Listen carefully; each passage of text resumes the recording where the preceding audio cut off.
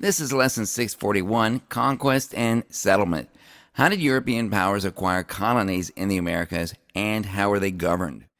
And we've got a history quote here from Maya Angelou. History, despite its wrenching pain, cannot be unlived.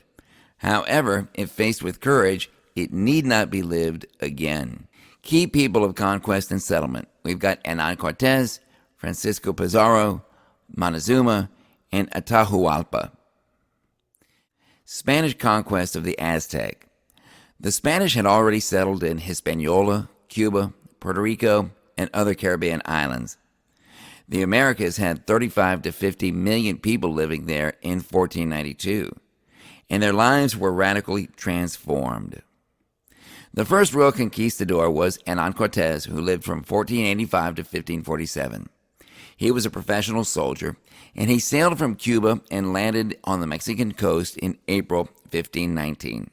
Cortés quickly realized that the Aztecs, subject peoples whom the Aztecs used for, number one, forced labor, and number two, human sacrifices, resented their Aztec overlords.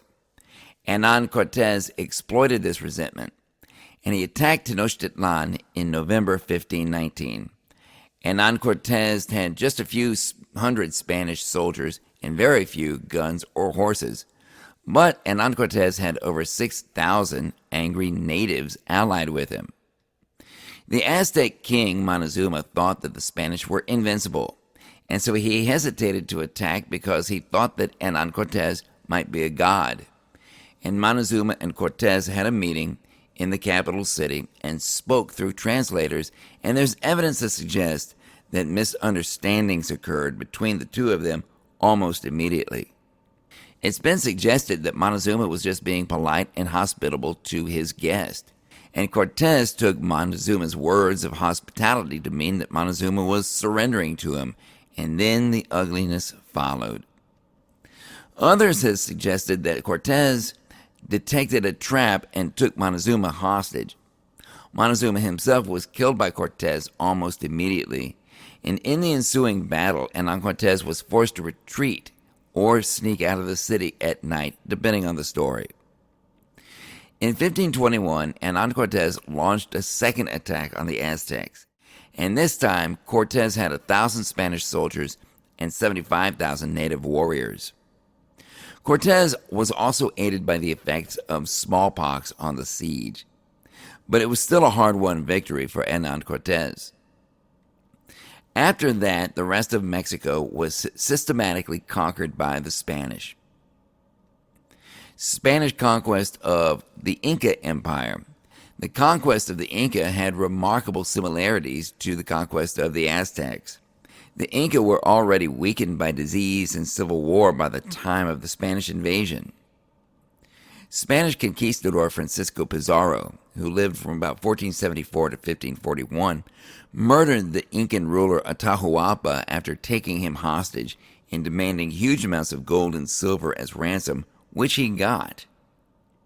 Then Pizarro marched to the Incan capital of Cusco in 1533 and plundered it. Portuguese Brazil. The Brazil territory was made up of small tribes. There were no urban empires like in Mexico or in the Incan territory. Sugarcane introduced the first use of indigenous people as slaves. Sugarcane grows year-round, and processing sugar is very labor-intensive.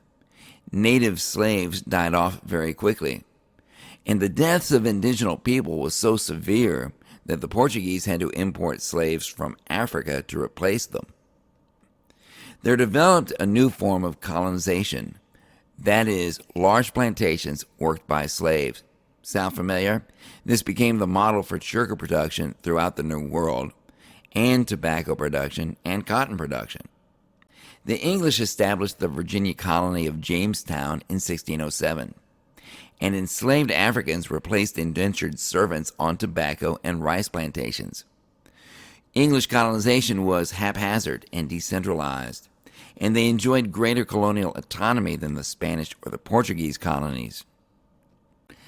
These colonies were often settled by radical Protestants escaping oppression by the Church of England, and these colonies tended to hug the coastline, and they also tended to exclude indigenous people. The French established trading factories in present-day Canada. Colonial administration. The Spanish organized two new territories, New Spain and Peru, and they called these territories viceroyalties. The Portuguese organized a system of what they called captaincies in Brazil. The Catholic Church played a role in Spanish and Portuguese rule throughout the Americas. The Catholic Church was eager to bring Christianity to the New World, and they sent missionaries throughout the Spanish and Portuguese colonies to convert native populations to Christianity. Converting Native Americans to Christianity was an aid to the Spanish in their efforts to dominate the area. People are just easier to rule if they've accepted your religion as their own.